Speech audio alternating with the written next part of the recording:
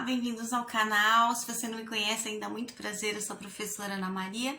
E se você não fez inscrição ainda, faça clique aqui embaixo, inscreva-se. Todo dia eu trago uma novidade para você.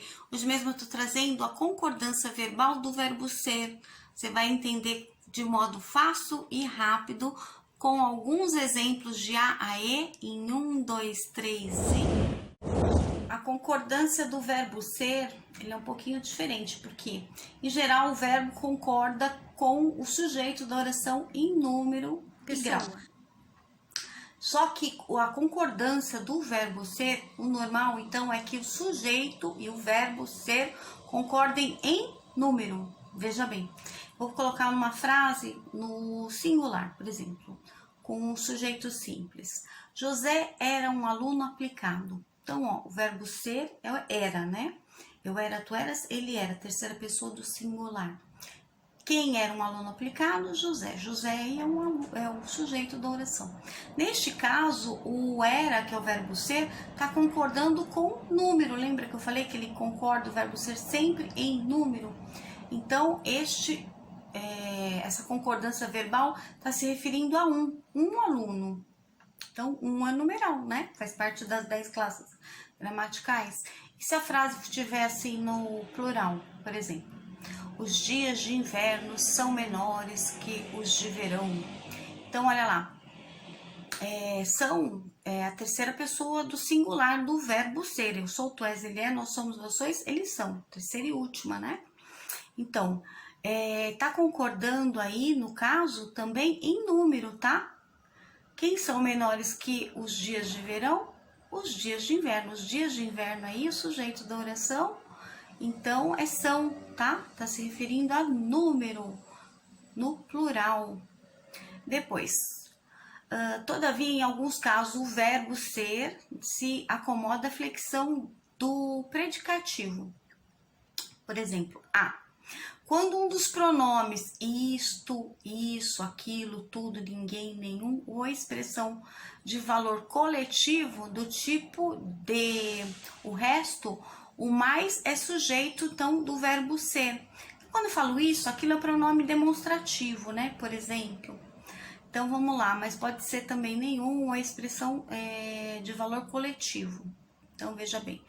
Tudo eram alegrias e cânticos, abre e fecha aspas, que é uma frase de Rebelo da Silva.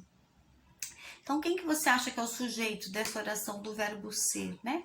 Eram é o verbo ser aí, né? Eram é o verbo ser no passado. Então, você acha que era tudo? Você acha que é o próprio verbo? Alegrias e cânticos? Ou só alegria? Ou só cânticos? Quem você acha que é o sujeito da oração? Bom, quem eram alegrias e cânticos? Quando você faz a pergunta ao verbo, você descobre quem é o sujeito. Tudo é o sujeito. Por mais estranho que pareça, é o sujeito da oração, tá? Então, esse eram vai estar concordando com alegrias e cânticos. Tá vendo? Olha lá, a concordância do verbo ser se dá em número. É isso. Vamos lá. B. Quando o sujeito é constituído por pronomes interrogativos, aquele das perguntas, né? Que, quem, o que, por exemplo. Por exemplo, da expressão que eu trouxe. Quem eram os convidados? Ponto de interrogação. Eram é o verbo ser, tá vendo? Terceira pessoa do plural. Então, quem é o sujeito aí? É justamente quem, tá? Mesma coisa do anterior, que era meio estranho, que era tudo, sujeito. Agora é o quem, tá? Pronome interrogativo. Então, quem eram convidados? Resposta, quem. Então, quando você faz a pergunta ao verbo, você descobre quem é o sujeito, quando tem sujeito na oração, né? Então, aí se eram, tem que ser terceira pessoa do plural, porque está se referindo a números, tá? Então, está se referindo aí aos convidados no plural, então o verbo no plural também. Essa concordância verbal do verbo ser.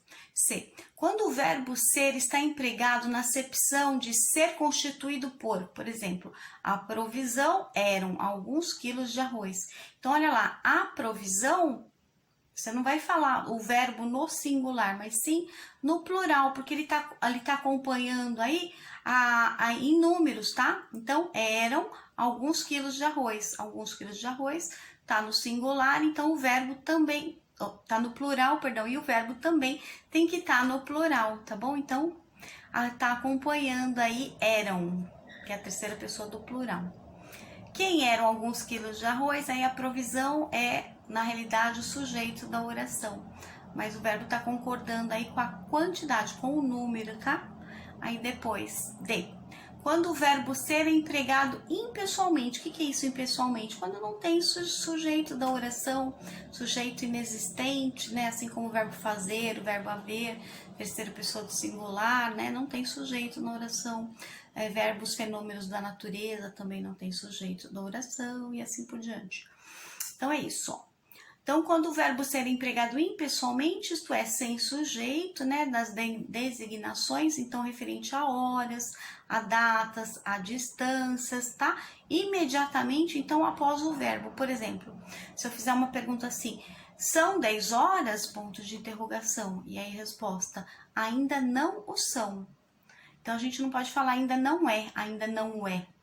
Tá? Mas sim, são, o verbo na terceira pessoa do plural, porque 10 horas não é plural, então o verbo não pode ser no singular, então é são, para acompanhar as 10 horas, tá? Porque a concordância do verbo ser se dá sempre em número. E aí eu também tenho que responder corretamente, ainda não o são.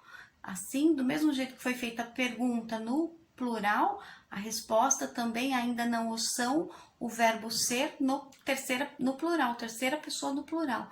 Né? E depois o último, e. Quando o verbo ser aparece nas expressões é muito, é pouco, é bom, é demais, é mais de, é tanto, e o sujeito é representado por termo no plural que denota preço, medida ou quantidade. Então, por exemplo, 10 reais é pouco, olha aí, é pouco, tá vendo? Eu não falei é pouco, é bom, é demais. Embora 10 reais tá se referindo à quantidade no plural, mas aí olha a expressão é pouco, então o verbo vai ficar no é pouco mesmo, tá bom? O verbo ser, então, terceira pessoa do singular, aí a concordância verbal está certinha, né? Eu sou, tu és, ele é a terceira pessoa do singular. Espero ter ajudado e até o próximo vídeo. Beijos!